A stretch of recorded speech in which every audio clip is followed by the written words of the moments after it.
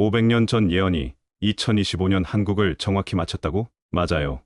사명대사가 임종 직전에 남긴 비밀 예언이 지금 우리 상황과 소름 끼치게 일치해요. 그럼 우리나라 미래는 어떻게 되는 거예요? 바로 그걸 알려드릴게요. 그리고 당신 인생도 완전히 바뀔 거예요. 여러분, 이 영상을 끝까지 보시면 첫째, 500년 전 예언을 통해 대한민국의 정확한 미래 시나리오를 알게 됩니다. 무료 버튼인 구독과 좋아요, 클릭으로 여러분의 마음이 더욱 풍요로워지시길 바랍니다. 500년 전, 조선이 가장 절망적인 순간에 나라를 구해낸 사명대사가 임종을 앞두고 제자들에게 남긴 마지막 예언 이야기를 제가 여러분에게 들려드리겠습니다. 108개의 등불이 하나로 빛날 때 세상이 흔들릴 것이다. 이것이 바로 사명대사가 남긴 마지막 예언의 첫 구절입니다. 그런데 여러분, 이 예언이 지금 2025년 우리 상황과 얼마나 정확히 들어맞는지 알면 정말 깜짝 놀라실 겁니다. 먼저 사명대사가 어떤 분이었는지부터 말씀드리죠. 사명대사는 단순한 승려가 아니었습니다. 임진왜란이라는 조선 역사상 최대의 위기 상황에서 나라를 구해낸 진짜 영웅이었거든요. 승려였지만 병법에 능했고 외교술도 뛰어났습니다. 조선을 살리기 위해 바다를 건너 일본까지 직접 가서 협상을 벌인 대단한 분이에요. 그런 사명대사가 죽음을 앞두고 몇몇 제자들을 비밀리에 불러 모았습니다. 그리고 한참 동안 말없이 하늘을 바라보더니 천천히 입을 열어 이렇게 말했어요. 앞으로 500년이 지나 다시 혼란이 닥치리라. 짐승들이 인간의 탈을 쓰고 거리를 헤매고 벗들이 칼을 품고 서로를 찌르며 모든 이가 자신의 아비와 어미를 부정하는 세상이 오리라. 제자들은 숨을 삼켰습니다. 사명대사의 목소리는 마치 먼 바다의 파도처럼 깊고 무거웠거든요. 그런데 예언은 여기서 끝나지 않았어요. 허나새 기운을 품은 자 하나가 나타나 세상의 질서를 다시 짤 것이다. 그는 얼어붙은 마음들을 녹이고 흩어진 무리를 하나로 모아 잃어버린 나라의 정신을 일으켜 세우리라. 여러분, 이 예언이 남겨진 지 정확히 500년이 지난 지금 우리는 정말 이런 상황에 살고 있지 않습니까? 그리고 사명대사가 말한 그 기운을 품은 자는 과연 누구일까요? 이제부터 차근차근 파헤쳐 보겠습니다. 먼저 500년 전 예언과 지금 현실이 얼마나 정확히 맞아떨어지는지 보세요. 사명대사가 말한 짐승들이 인간의 탈을 쓰고 거리를 헤맨다는 표현. 이게 지금 우리 사회 모습 아닙니까?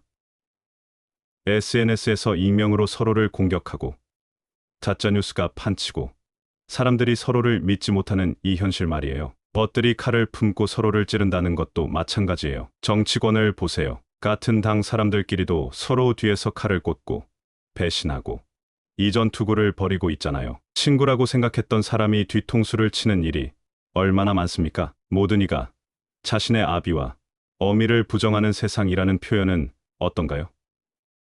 지금 세대 갈등이 얼마나 심각합니까?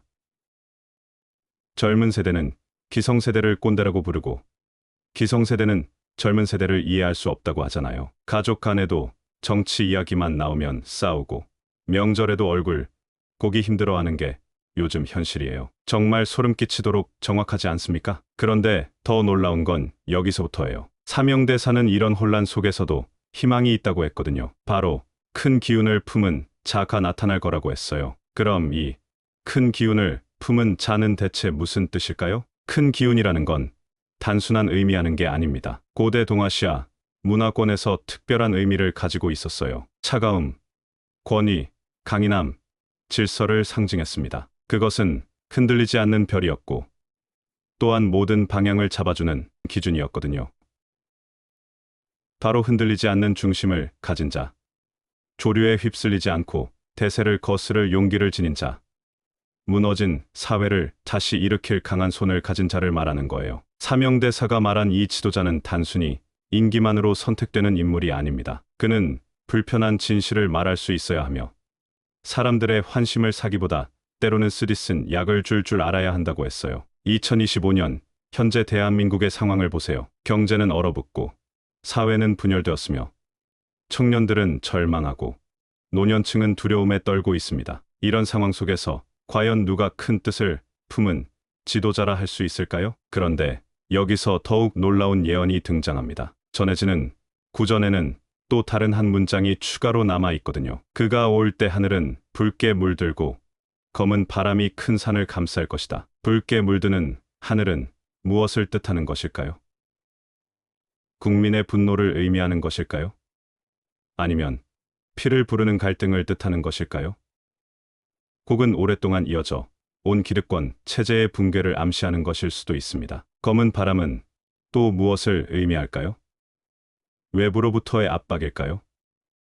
아니면 내부에서 터져나오는 반발과 저항일까요? 사명대사의 이 비유는 해석하는 사람마다 다르게 읽힙니다. 어떤 분은 붉은 하늘을 혁명이라 해석하고 어떤 분은 검은 바람을 재난이라 해석합니다. 하지만 분명한 사실은 2025년 6월에 등장하는 지도자는 평온하고 무난한 길을 걸을 수 없다는 점입니다. 그는 시대의 거친 파도를 뚫고 나아가야 하며 자신을 끊임없이 시험하려는 세상의 손길을 견뎌내야 합니다. 더 놀라운 점은 사명대사의 예언이 단순한 비유나 추상적 상징으로만 끝나지 않는다는 것입니다. 일부 구전에는 다음과 같은 구체적인 암시도 등장해요. 그는 남이 아님을 알리라. 백성 가운데 오래 숨었고 지친 발걸음으로 이 땅을 걸어왔으며 무수한 부정과 음모를 이겨내고 스스로를 세웠으니 끝내 용이 되어 하늘을 향할 것이다. 이 대목은 현재 대선 후보들 중에서도 기득권 출신이 아닌 인물,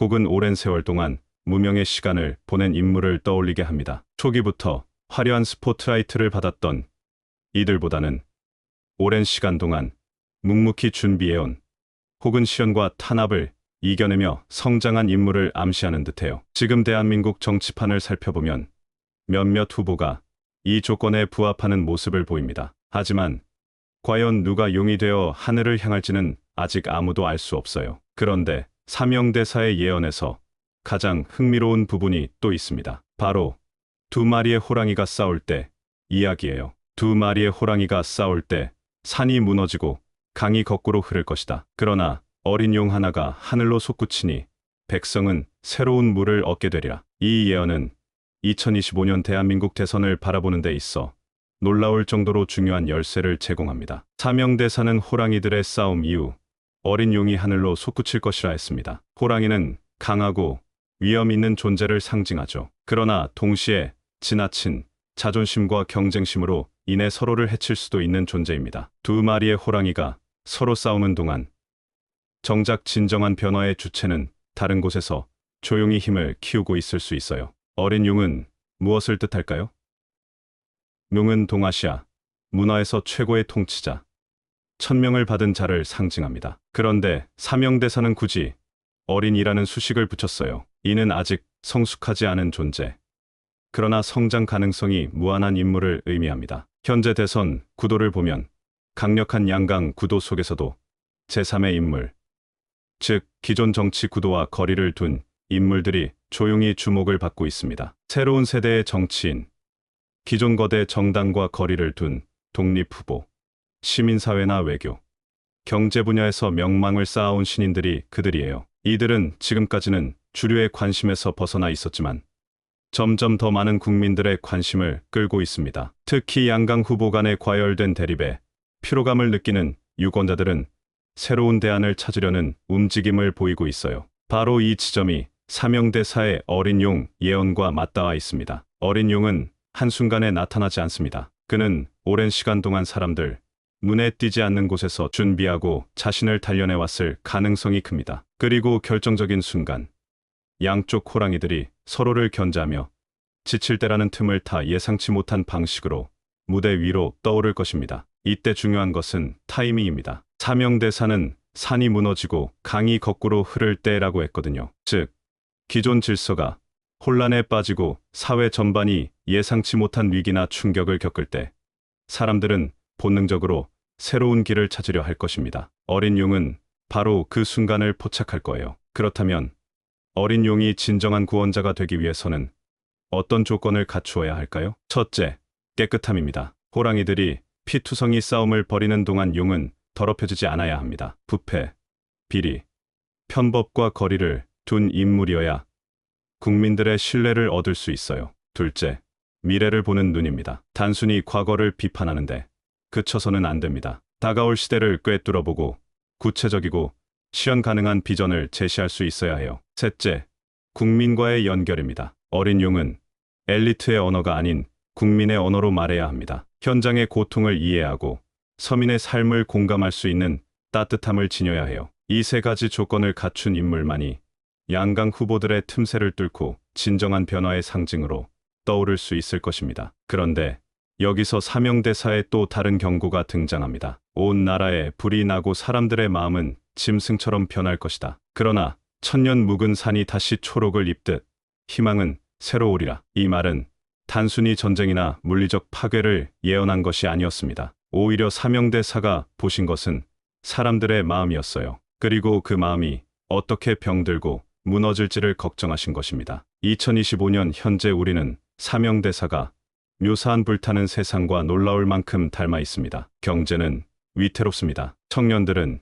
일자리를 잃고, 중장년층은 미래를 두려워하며, 노년층은 외로움 속에서 하루하루를 버티고 있어요. 물가 상승과 부동산 불안정, 빈부 격차 확대는 사람들 사이에 깊은 불신과 분노를 심었습니다. 외교적으로는 강대국들 사이에서 줄타기를 해야 하는 현실 속에서 자주성은 위협받고 있으며, 국민들은 어디에도 마음을 붙이지 못하고 방황하고 있어요. 사회 전반에 퍼진 극단적 혐오, 세대 간 충돌, 지역 갈등은 한순간의 불씨만으로도 걷잡을 수 없는 대혼란으로 번질 수 있는 상황입니다. 정말이지 지금 대한민국은 온 나라에 불이 난다는 표현이 결코 과장이 아닙니다. 그렇다면 이런 혼란 속에서 등장해야 하는 구원자는 과연 어떤 존재여야 할까요? 구원자는 단순히 대중의 환호를 얻는 인기 정치인이 아닙니다. 그는 불타는 사회를 보고서도 두려워하지 않는 자여야 합니다. 자신의 손을 더럽힐 각오를 하고,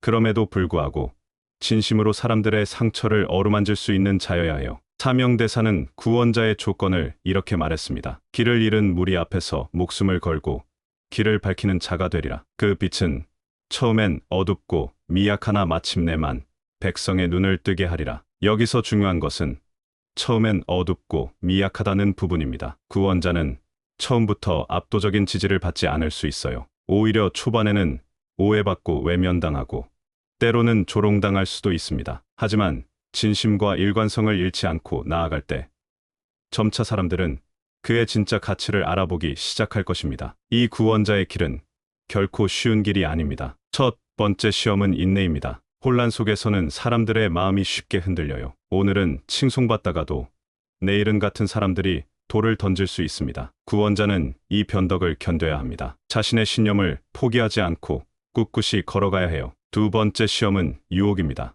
혼란기에는 거짓 약속과 달콤한 유혹이 판을 칩니다. 쉽게 인기만을 쫓는 길로 빠질 수도 있어요. 하지만 진정한 구원자는 당장의 이익이 아니라 먼 미래를 보고 선택할 수 있어야 합니다. 세 번째 시험은 고독입니다. 구원자는 누구보다 외로워야 해요. 진정한 개혁은 기득권의 저항을 부릅니다. 지지하던 이들조차 등을 돌리는 순간이 찾아올 것입니다. 그럼에도 불구하고 길을 잃지 않는 자만이 끝내 세상을 바꿀 수 있어요. 지금 대한민국은 바로 이 구원자를 기다리고 있습니다. 단순히 정권 교체를 외치는 지도자 또는 기존 시스템 유지를 주장하는 지도자만으로는 이 위기를 돌파할 수 없어요. 사명대사가 말한 구원자는 시대를 직시할 용기, 국민을 사랑할 마음, 스스로를 희생할 결단, 이 세 가지를 모두 갖추어야 합니다. 그는 때로는 대중의 비난 속에서도 진실을 말할 것입니다. 때로는 동료들의 배신에도 불구하고 원칙을 지킬 것입니다. 그리고 끝내 불타버린 이 땅에 새로운 초록의 싹을 틔울 것입니다. 2025년 6월 우리는 이 구원자를 선택할 기회를 맞이하게 됩니다. 하지만 이 기회는 영원히 기다려 주지 않아요. 잘못된 선택은 또 다른 500년의 혼란을 부를 수 있습니다. 반대로 올바른 선택은 이 나라의 새로운 천년의 희망을 열 수 있어요. 사명대사가 바라본 그 미래는 결코 정해져 있지 않습니다. 미래는 우리 손에 달려 있어요. 우리가 선택하는 지도자가 과연 이 혼란을 뚫고 구원의 빛을 밝힐 수 있을 것인가? 아니면 또 다른 어둠을 부를 것인가? 모든 것은 바로 우리의 선택에 달려 있습니다. 마지막으로 사명대사가 남긴 가장 불길하면서도 강렬한 구절 하나를 소개하겠습니다. 남녀의 불꽃이 하늘을 뒤덮을 때 민심은 거대하게 요동치고 산처럼 스스로 진동할 것이다. 이 짧은 구절은 마치 그림처럼 생생하게 다가옵니다. 2025년 대한민국이 맞이할 마지막 격변을 예고하는 듯해요. 500년 전 사명대사의 예언이 2025년 현재와 이렇게 정확히 일치한다는 것, 정말 놀랍지 않습니까? 2025년 6월, 대한민국의 새로운 역사를 쓸 인물이 나타날 것입니다. 과연 사명대사가 말한 그 큰 기운을 품은 자는 누구일까요? 지금까지 긴 영상 봐주셔서 정말 감사합니다. 이 영상이 도움이 되셨다면 구독과 좋아요 꼭 눌러주세요. 충격 예언. 2025년 을사년 한국 국운을 바꿀 구원자는 누구인가? 여러분의 선택에 달려 있습니다. 끝까지 시청해 주셔서 감사합니다.